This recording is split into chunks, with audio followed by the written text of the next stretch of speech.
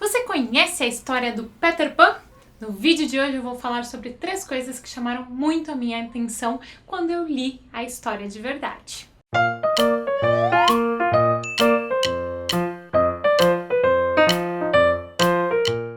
Olá, eu sou a Bel e este é o Conta Outra. Aqui a gente fala sobre literatura infantil e este vídeo aqui faz parte de uma playlist que está sendo construída aí aos poucos, onde eu venho apresentar para vocês alguns clássicos da literatura infantil e infanto-juvenil mundial.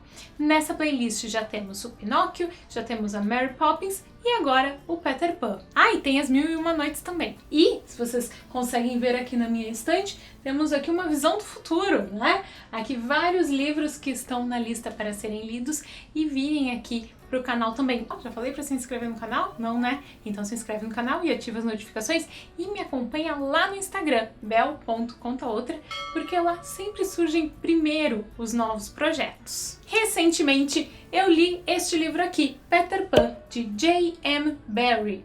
Nessa edição dos Clássicos Ahá, que é uma edição bem legal. Ela sempre traz aqui uma pequena introdução, né, uma apresentação para o leitor brasileiro e traz o texto numa edição, numa tradução muito boa de ler, muito gostosa de ler. E bem caprichada, né, as folhas, a cor, o tamanho da letra, é bem agradável a leitura.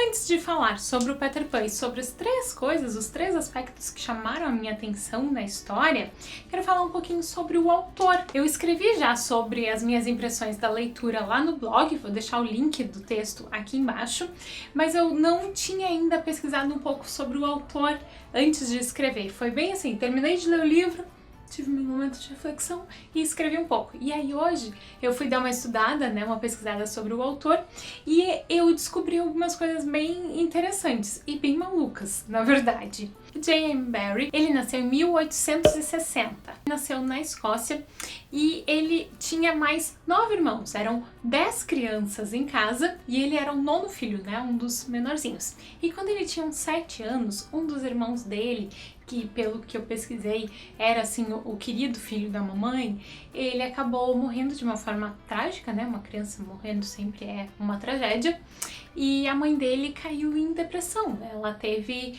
muita dificuldade de lidar com isso e ele, com seus 7 anos, vendo a mãe nesse estado, tentou ajudar e tentando ajudar ele usava as roupas do irmão que faleceu, né? Ele tentou ocupar esse espaço no coração da mãe e isso com certeza, né, não daria certo e acabou fazendo com que eles tivessem um relacionamento bem conturbado. Quando ele tinha uns 13 anos de idade, ele saiu de casa e aí ele começou a escrever, né? Ele era dramaturgo. Inclusive, uma coisa interessante sobre o Peter Pan é que antes de ser Peter Pan, de ser um livro, né?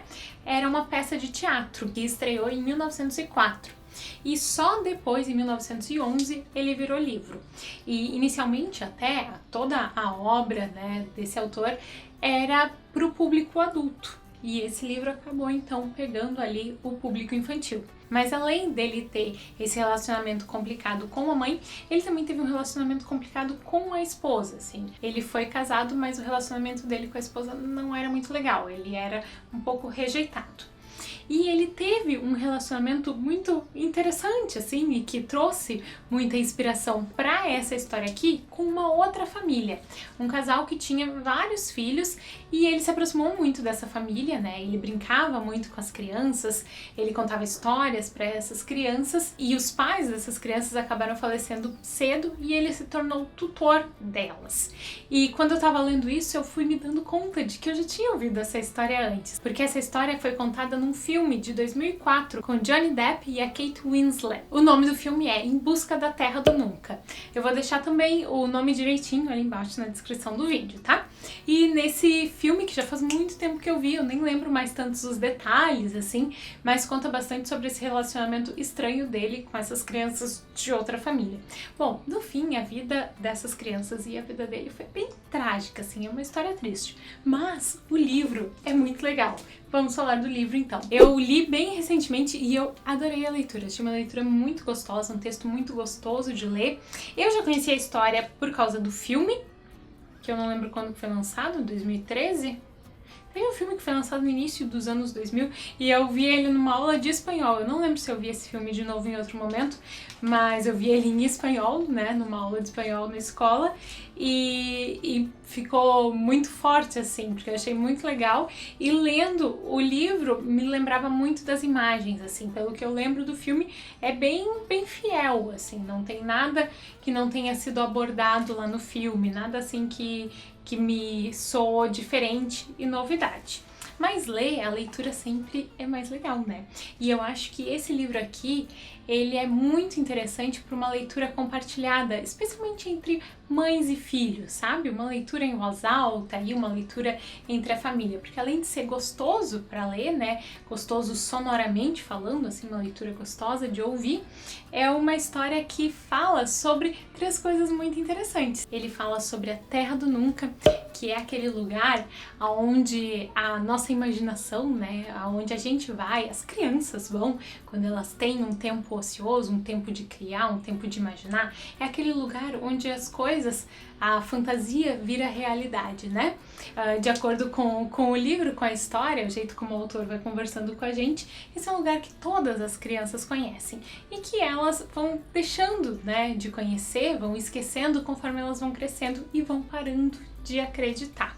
A Terra do Nunca, para onde o Peter Pan leva o Wendy e os seus irmãos, é onde todos esses desejos, toda essa fantasia, todas essas brincadeiras, essa imaginação que eles já viviam, elas se tornam reais, elas se tornam palpáveis, assim. Eles podem sentir as coisas acontecendo. As aventuras, elas são de verdade. Esse livro também fala sobre a infância, né? O Peter Pan é uma figura que não quer crescer, é uma criança que quer ser sempre criança e que não quer seguir as regras, né? Todas as crianças que vão lá para a Terra do Nunca, elas são felizes lá porque elas não têm as obrigações.